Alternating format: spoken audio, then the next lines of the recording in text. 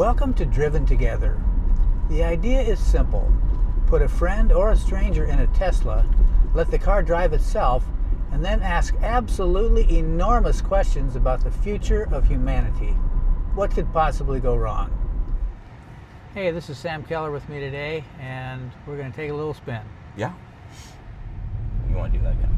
Okay, so this is your good catch. This is your first self-driving experience. So what's going through your mind? I don't know. I guess anxiety. I don't know. I like being in control. Do you seriously feel anxious? I like a little bit. My Chevy Silverado still has hand crank windows. Yeah. So like the jump is significant, and so it's honestly extremely impressive so far. The fact that it was able to do the UE. Yeah. And figure out like the correct spot. That was extremely impressive. This is cool. Oh, and it's doing the left all right too. Oops, you had a little bit of hesitation on that one. I mean, but I make that same hesitation. I don't know. I've never had the computer be in control of the car before. So I've never had a young guy like you coming to do an interview before, and I'm really curious as to how your perspective on because this is like an example of AI, and that's kind of why we're doing it this way. Sure. Give you something to kind of start with, but compared to people that are my age, I mean, we've seen a lot of different things. You're what, 26? 25 right now. So, what are the main changes in technology that you've seen during your lifetime? Well, phones, I think, is the main thing. Phones, like, I grew up still, like, my first phone was a flip phone. But by the time I got into probably, like, 8th grade-ish, like, first year of high school, yep, phones had basically become ubiquitous, and it was, like, the 4. I think the iPhone 4 or 3 was whatever the really big one was for our generation. I think I had a 4. And so for me, it's been the phones, because that's sort of been the main, like the fact that everyone is connected all of the time is what I've noticed. Like, because I still remember like growing up and having a home phone line, and like if I wanted to hang out with my friend and play Xbox, we had to call each other on the home phone line. Whereas now it's like, to schedule this, we were texting just when we were able to. That's something I've noticed. Do you think that your life is better now because of that, or I don't think questionable? Better or worse, just different, right? Because you still have, prior you still had like old school issues, right? Like you had to physically map and you could get lost, like literally get lost. So the phone solves a lot of that, but it also introduces like a lot of other issues, like, people who use it way too much and have issues with, overuse and stuff like that. It's, not good, bad, just different issues, different concepts. You remember the time when people weren't like sitting in a waiting room with everybody scrolling on their phones? Yeah, like I'm old enough that I remember that as my childhood. And I, like, my mom, like, we would have physical cameras. Like, the camera was still separate from the phone. Right. And you had this and that, and you still had to, like, map. Or, like, my dad, when we were growing up, would print out the cheat codes and stuff for the video games that we were playing, because we couldn't just Google it, right? Yeah. Well, you could, but it wasn't quite like what it is now. So, it just, that's sort of been the main thing, is that it's not good, bad, just different. And so at your school, do you guys talk about AI very much? Or? We have an interesting relationship with it, because it's like I think it's great for a lot of monotonous sort of style tasks. Like, there's a lot of stuff where it's like, okay, I need to do whatever, or have like, I use it mostly for idea generation and or just pointing me in the right direction. Right. Because what it's great for is combing large data sets in order to pick out highlights. And so it's great for education and stuff like that, because it can, if you're looking into a new area of research, you may not know who's the most famous authors. Right. And a Google search might not tell you that. Like, it's not going to be a list of here's the 10 most popular people right now. Yeah. But you could get stuff like that with like AI generation models, where it's like, hey, There we go. It did that on its own? Yep. Are you kidding me? Oh my God. Yeah, this is so cool. But no, so it's great for stuff like that, where it's like, because now you don't have to spend 16 hours in the library to find out that none of the people you read were worthwhile in the slightest. Yeah. Oh, yeah. And so it's like, it helps you point, obviously it shouldn't do your work for you and stuff like that. Like, turn in homework that's like you wrote, like, but it's so helpful for large, like, directional pointings, like within research. That's so helpful. So helpful. Do you think that that's going to or starting to have an impact on the number of people doing what you do? And I don't think so. I think it's just another tool, right?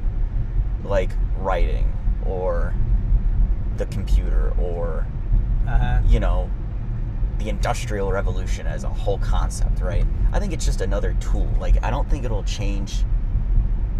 I mean, I think. Here comes another one. Oh, it's got to be big then. That sucks. See if it pulls over here. Yeah. There we go. Yep. Yeah, nice. There That is extremely impressive. Wow. That's very cool. That's what it's supposed to do. Wow. But, so back to the question, like, I think there will be more people interested in data science, which I think is a good thing. More people getting into computers, I think a good thing. But in terms of, like, I'm a humanities guy, I think it's just another tool in the toolbox. And, kind of a time saver. And yeah, not even just a time saver, but in terms of, like, not just using it as, like, a chat language model to talk to it, but also just, like, for large scale computations and stuff. There's a lot of more specific algorithms and stuff that can do large scale data analysis. And in my program, we had to learn a program called Stata, which is basically coding in this. You're coding in order to work on these large data sets, and it's terrible, quite frankly. Sorry if you're working at Stata, but it's not a great software. And so there's a lot of really interesting large AI, or whatever you want to call it, models and new softwares that can do bulk computational analysis. Okay. And take that all out of my hands, which, like, I would pay any amount of money to have happen. What model do you use mostly? I don't really use it for that, because all of my stuff is through Stata, so I don't really use any models for it. But my dad uses a lot of, I forget what, some specific branch of, I think it's a ChatGPT model, but I forget what it's called. But he uses it for some of his stuff, but I'd have to ask what that is. Okay. So let's see here. Going down clink scales. This is extremely impressive. I'm going to drive this car all the way to North Dakota tomorrow. Are you serious? Self-drive it, yep. What are you doing in North Dakota? Going to a wedding. Oh, that's fun. That's going to be, so it can do the highways and stuff too, and all across all the states and stuff? You can set it for Grand Forks, North Dakota. It picks out the 4 places to stop for charging. It'll go right directly to one, back into the charging stall. You plug it in, sit there for 20-30 minutes, and then it goes on the trip some more, and I'll see how many times I have to intervene. But that's crazy. Like on this, I haven't had to do it one time. Yeah. That's extremely impressive. Yeah. So thinking of, the societal... not the right parking lot. Going in the back door. Yeah. But, we're here. We're here. Just where the trash goes. And their back door. So when I was going to your place before, it got lost. But I'll try putting your address in here. It'll get us close. It doesn't... Google doesn't like the apartment complex at all. Everyone has that same issue. Would you take you to the ones right up north of us? Yep. Yeah. Okay. That happens to so everyone. what's your address again? 1711 Canyon Drive. Navigate to 1711 Canyon Drive.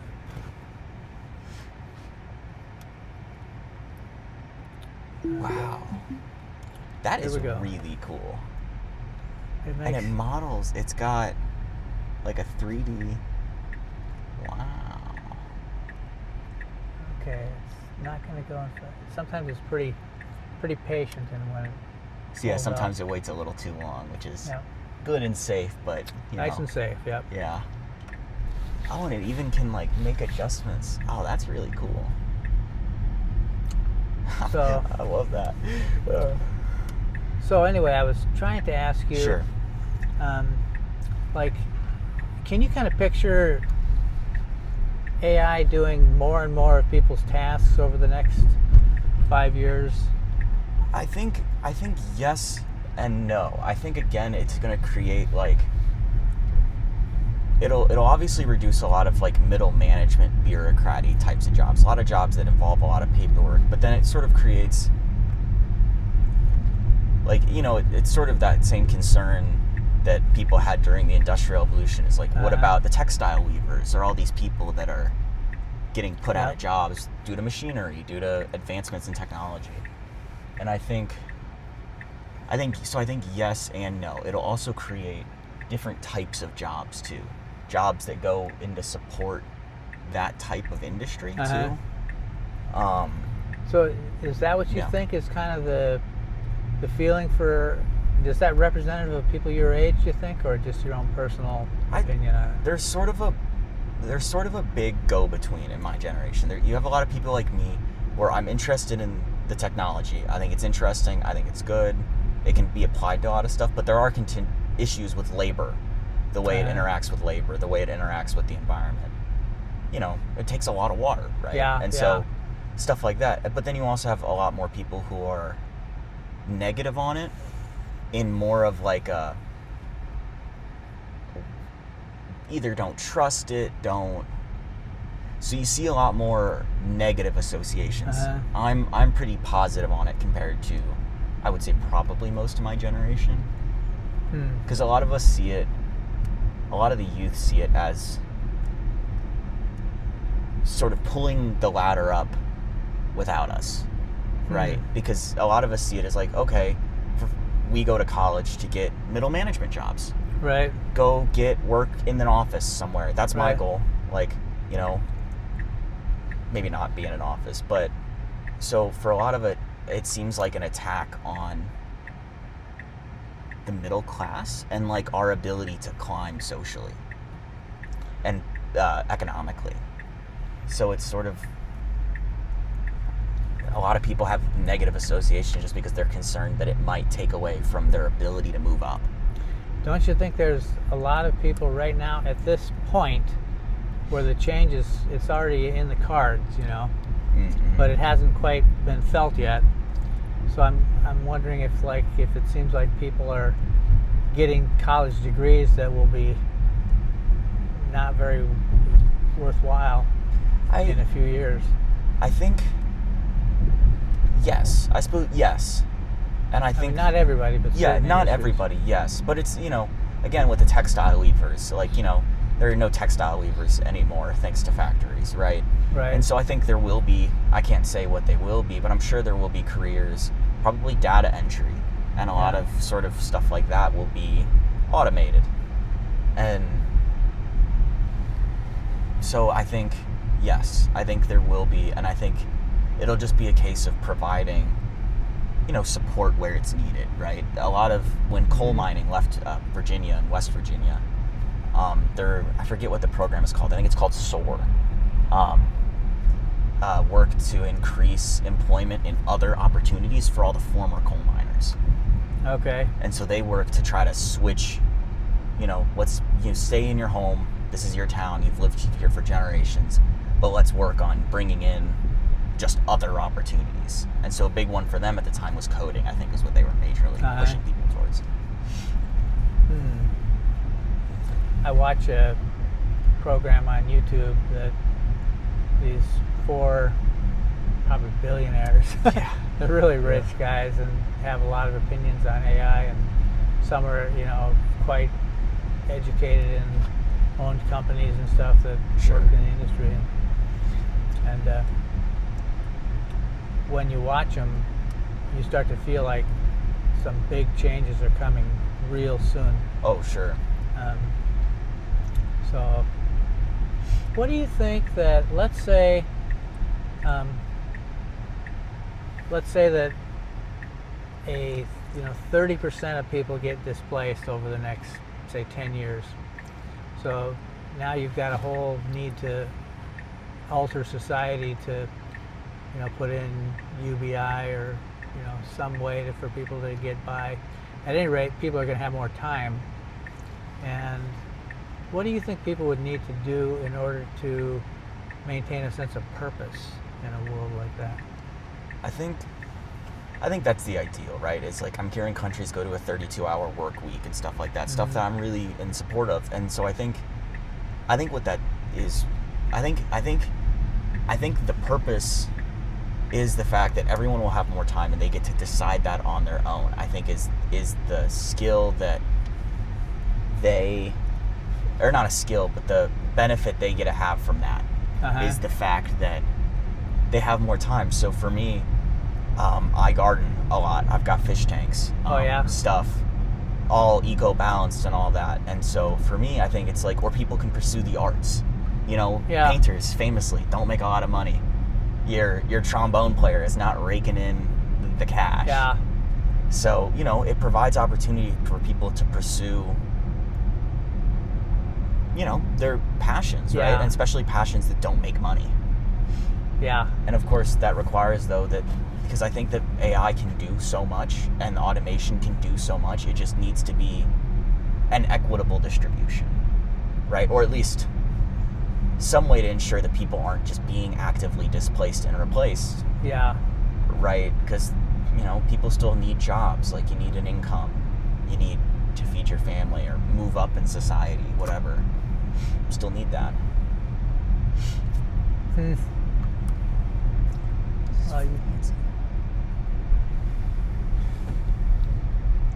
Being a young guy like you are, it's like, I know what I think about, and I'm 65 years old, and I've seen the world go from a rotary dial telephone. Oh, sure. They used to have ones that weighed about like 15 pounds. You could kill somebody if you hit them with the receiver,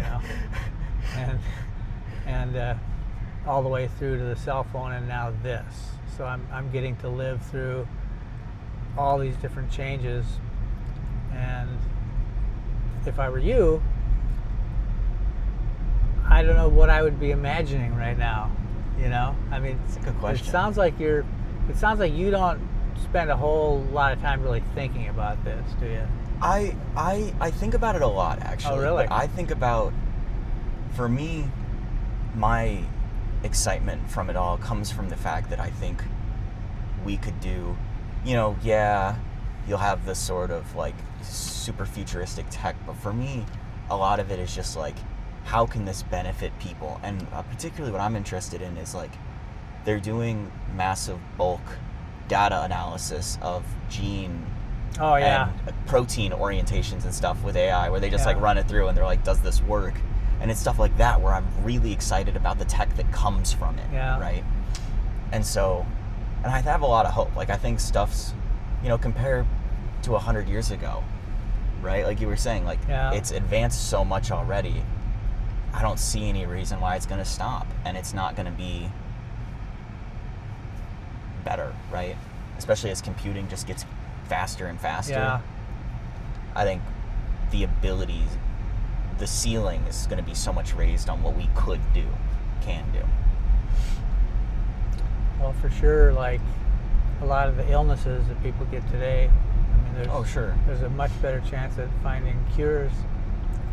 So. Well, and that's it. Like, it lets you do so much. The computing, algorithms, however you want to phrase it, AI, just raises the ceiling on what is possible. Yeah. So much compared to if we were doing it all on paper, right? Yeah. And so it's wonderful in that sense, because without it, there'd be a lot of, like this self-driving stuff. This is extremely impressive. And the possibilities could be great. I mean, I'm a big fan of trains, but this still could like help in emergency situations or all types of situations that are secondary to the actual software of the auto driving. Yeah. Well, this is basically a robot. Yeah. You know. You see, it did it again. Yeah. Because it thinks that the building's right there and the parking lot's so close that. Yeah. So we'll have to manually. Oh God, this is hard. Yeah, I know. Manually driving with your power steering too, so it's like turning around a dime. I mean, compared to my truck, this thing's a marvel. Well, I really appreciate you. Is it this one here? Yep, this one right here. Okay. Appreciate you accepting my offer, man. Of course, That's happy cool. to. No, I think you want me to pause it. Go ahead. Yeah. So that was Sam Kaler giving us his thoughts on full self-driving and AI technology in the year 2026. Goodbye from Driven Together.